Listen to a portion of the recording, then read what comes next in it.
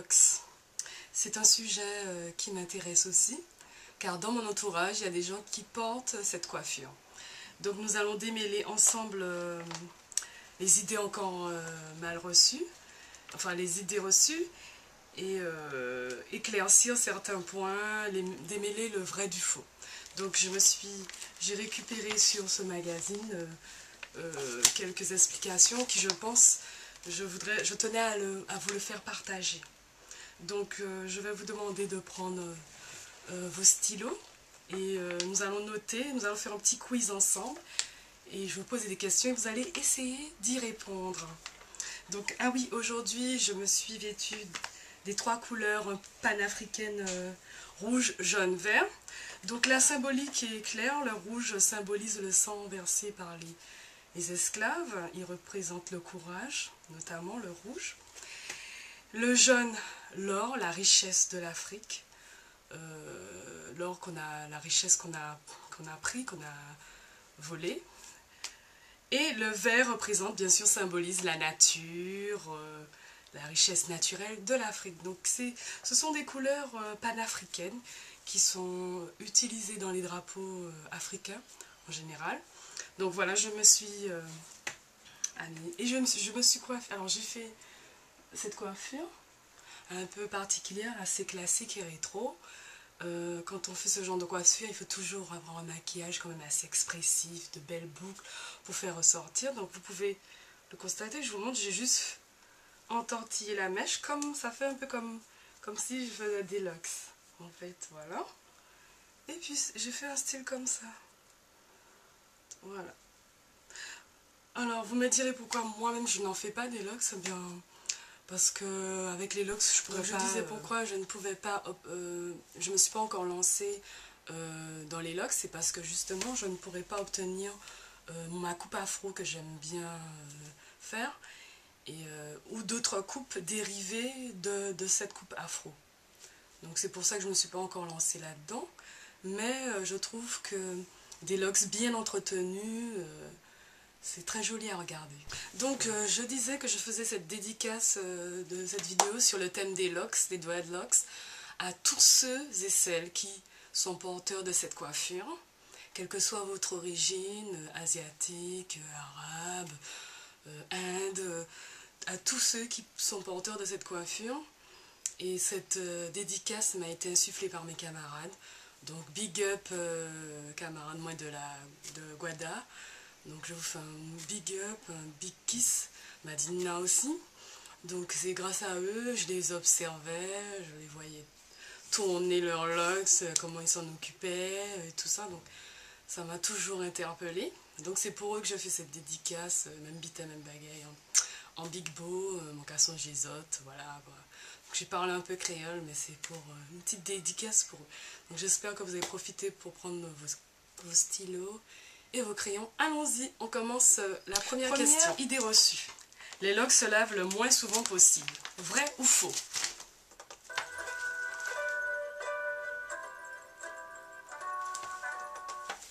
Alors, faux. Ce sont des préjugés. Les dreadlocks matures ont besoin d'être nettoyés régulièrement et le cuir chevelu assaini. Assaini, oui, c'est bien ça. Donc par contre, pour la formation des locks, au tout début, il faut espacer les shampoings et utiliser un shampoing sec parce qu'au tout début, il faut que les locks se forment, il faut que le cheveu il reste accroché, donc il faut qu'il s'en mêle. Voilà, donc le processus est de penser crépus. Donc il faut crêper, crêper, crêper, crêper. Et contrairement aux nappies, nous qui ont besoin d'eau pour démêler, pour notre temps de démêlage et tout, eux, il faut qu'au départ, pour la formation des locks, qui sont dans l'esprit du crêpé, donc pas de shampoing doux, donc utiliser au tout début un shampoing sec, et par la suite, il fait un shampoing toutes les semaines, non, comme tout le monde, hein, ou toutes les 2 semaines, et utiliser un shampoing doux. Deuxième idée, il faut se raser la tête si on veut enlever les locks.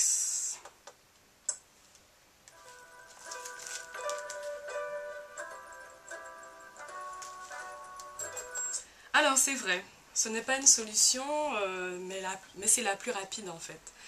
Il est possible néanmoins d'enlever les locks sans forcément raser, mais c'est un travail assez fastidieux et minutieux, donc c'est possible, mais donc c'est la manière la plus radicale pour enlever les locks, c'est de raser en fait, voilà.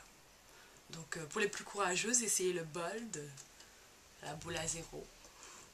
Alors une autre idée reçue, les locks, pas besoin de s'en occuper.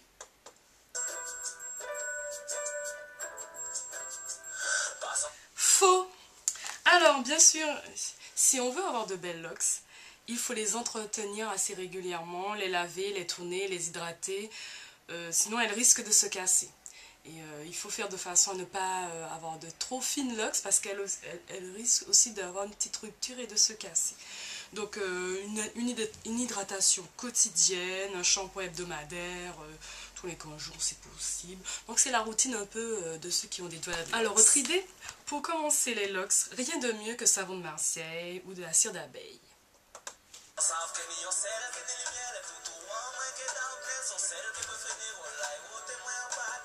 Faux. Alors, le savon de Marseille est un produit qui dessèche le cuir chevelu et la fibre capillaire.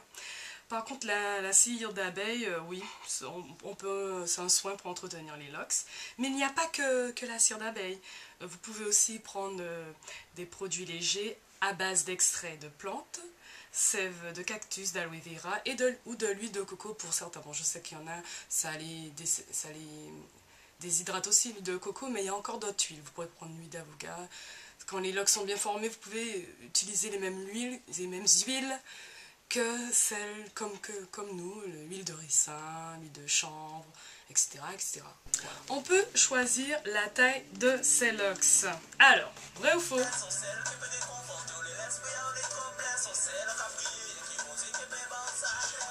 Alors, vrai. Cela dépend de la méthode utilisée. Donc, dans la plupart des cas, il est possible de calibrer ces locks en fonction des désirs de la personne qui commence les locks. Donc, il y en a qui au démarrage, commencent les locks par les vanilles, des tresses, ou bien tournent directement le cheveu, laissent les locks se former. Puis voilà. Ensuite, les locks poussent davantage que les cheveux normaux.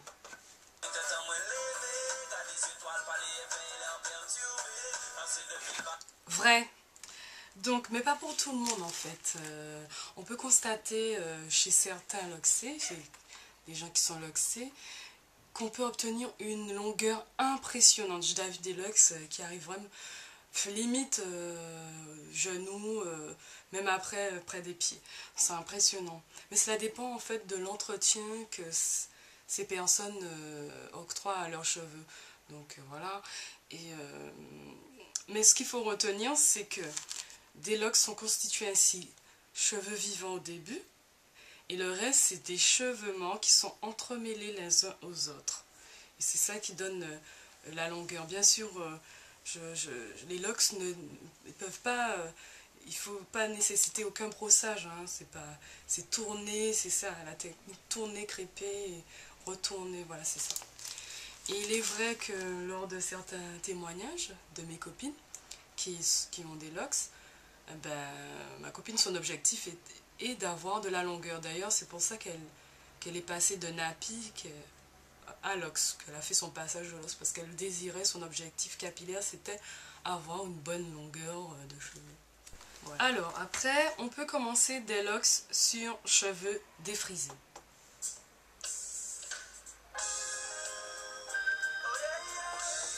Vrai, donc même si le cheveu, faire des locks sur, enfin, j'ai entendu des coiffeurs qui disaient que faire des locks sur cheveux défrisés c'est pas l'idéal, hein, c'est pas pratique, donc c'est pour ça qu'ils préfèrent que certaines personnes fassent un big shop, enlèvent les pointes défrisées, mais on peut commencer, on peut démarrer, on peut le faire, c'est possible. Donc il suffit de couper au fur et à mesure les cheveux défrisés, mais ça prendra davantage de temps en fait. Voilà. Alors, autre chose, les locks ne font pas professionnel.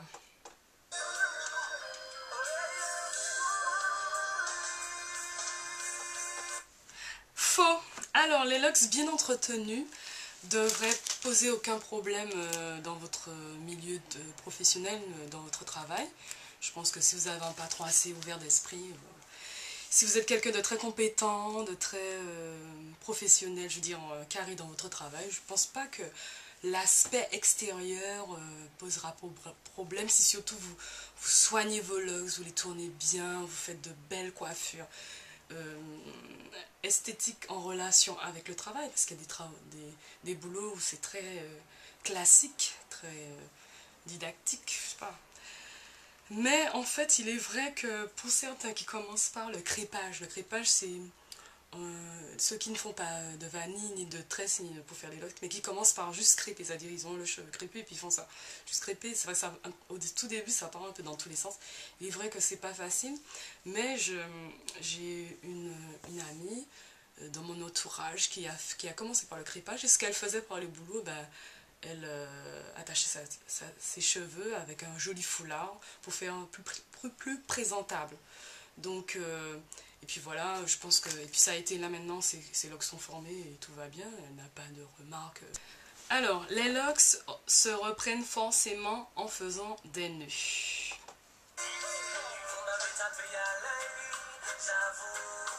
Faux, pas du tout. Il existe divers moyens de reprendre les racines des locks. Donc il y a plusieurs techniques. Alors, soit le crépage, je regarde un palm rolling, je mettrai en bas de l'écran, je vais mettre les différentes techniques. Moi, je vous conseillerais éventuellement, vous pouvez aller chez un coiffeur habilité à vous les reprendre, tout simplement aussi, si vous craignez de le faire vous-même et voilà.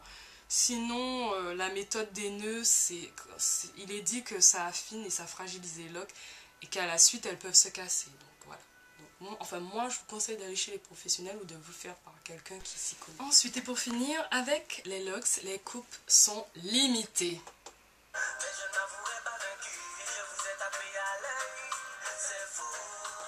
Faux! Donc, les locks offrent des possibilités de coiffure infinies. Pour les colorer, les boucler, les tresser, vous faites faire des chignons, même des coiffures pour aller dans des cérémonies, mariage et tout. Je vais vous montrer des exemples, c'est incroyable, pour illustrer ce que je dis. Et des conseils voilà. Donc des coupes, vous pouvez demander aussi à des professionnels de vous les faire. Vous pouvez aller dans des salons spécialisés pour ça et les gens ils peuvent vous coiffer, il n'y a pas de problème. Donc voilà. En fait, le tout c'est d'avoir...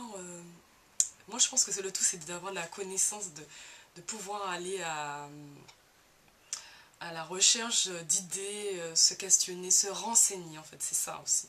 Cela permet aussi d'ouvrir le champ des possibles et de ne pas rester sur des préjugés en fait. Pour finir, je voudrais rajouter une remarque, selon moi, pourquoi ceux qui étaient détenteurs de cette coiffure, les dreadlocks, subissaient des critiques, parce qu'on avait tendance systématiquement à les associer à des gens qui avaient le même type de coiffure et qui avaient des pratiques douteuses. Donc tout de suite, systématiquement, on disait, ah ben tiens, s'il y a des voyous comme ça, avec des locks, ah, ben, tous ceux qui portent des locks sont comme ça. On avait aussi tendance aussi à associer que ceux qui ont des locks, c'est ceux qui fument systématiquement de l'herbe et tout ça et tout ça. Bon, chacun sa pratique, chacun fait ce qu'il veut, mais on a trop tendance à mettre les gens dans des cases. Donc maintenant, les dreadlocks ont évolué au même titre que les nappies, au même titre que le cheveu naturel, que la coupe afro. Tout ça, ça a évolué. Je veux dire, même quelqu'un qui travaille... J'ai vu quelqu'un qui travaille dans une banque porter des locks avec costard, cravate. Oui, j'ai vu, c'est faisable. Avec un bon poste, c'est faisable. Et même... quelle que soit l'origine, je l'ai déjà dit, même des gens de type caucasien, métropolitain, portent des locks. Donc ça a évolué, c'est une coiffure qui tend à évoluer, c'est une nouvelle esthétique qui se met en place, au même titre que les autres coupes. Donc voilà. Donc j'illustre mes propos. Voilà, de belles coiffures.